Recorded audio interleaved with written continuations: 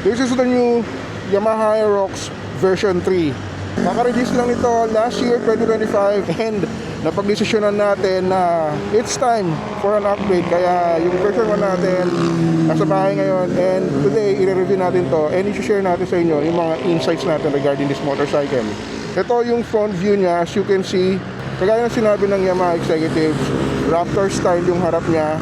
Yung headlights pareho ng projector, and mas malaki na yung tubo niya ngayon dito, yung front fork. Ito nga pala yung glaze blue na color ng Yamaha Aerox, and kung mapapansin nyo, hindi siya parang blue, pero according sa kanila, super light yung pagka-blue nito, and ang nakasulat sa registro is light blue.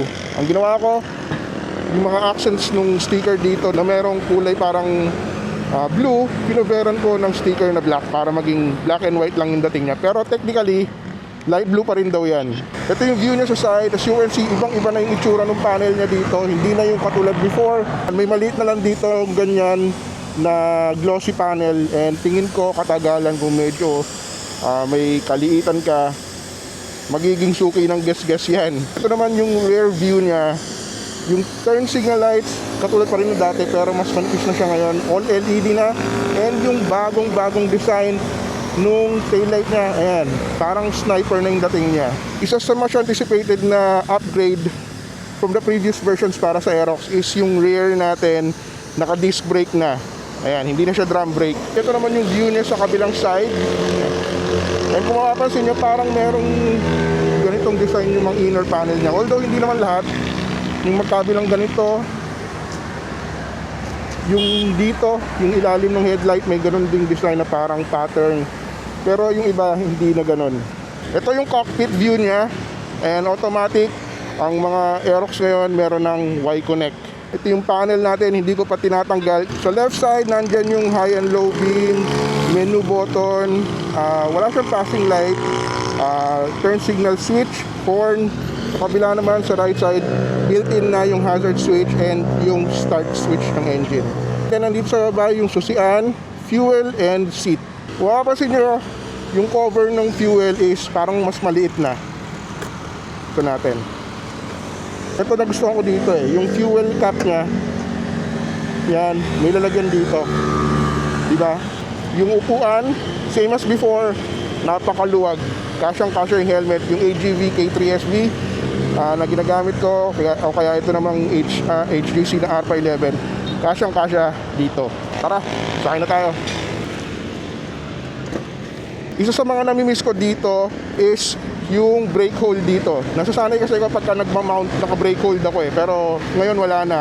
Tapos sa stoplight, pag nakahinto, automatic naka-brake hold ako Ngayon talagang kailangan mo na pumiga habang naka-stop. Lalo na pag inclined, napaka-efficient pag meron yung brake hold dito. Start na natin. For the engine, syempre, Aerox 155cc liquid cooled, 4-stroke, 4-valve.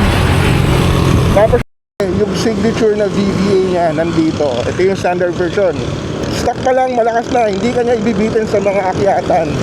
So fuel consumption, just to give you an insight, ang running fuel consumption natin ngayon is 44.5 kilometers per liter. Mind you, break-in period pa lang tayo. Wala pa tayong 100 kilometers na tinatakbo. Tapos mix walwal yan and traffic situation sa Manila. Yung walwal natin medyo limited kasi break-in period pa tong motor natin. Siguro sagad walwal tayo pagka nakalampas 1,500 kilometers na tayo. Yung seat height may kataasan, kaya kung below 5'9" ka siguro magtitiptoe pa ako kasi sakto flat-footed ako dito sa motor natin Pero pwede mo naman gawa ng paraan. Kung talagang gusto mo magkaroon ng Aerox, pwede mo namang patabas na flat seat yung upuan. Siguro pabawasan mo yung shock sa harap, and then magpa-lower ka ng shocks din sa likod. Siguro kahit pa paano, kaya mong pababain yon. Iba talaga yung smoothness ng engine pagka stock lahat Ibang-iba yung dating. Unlike yung nagpalit ka na ng panggilid, iba na kasi pagka naka-upgrade ka na ng panggilid Although natutune naman yan na maayos, yun nga lang, iba yung smoothness ng stock talaga. Yung handling maganda pa rin as usual syempre. Yung headlight niya sobrang liwanag. Actually paglabas nga ng kasa, nagpaplano ako magpalagay agad ng MDL eh.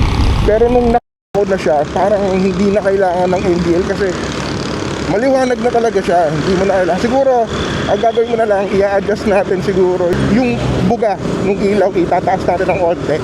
Kasi para sa akin, nakatutok siya masyado pababa.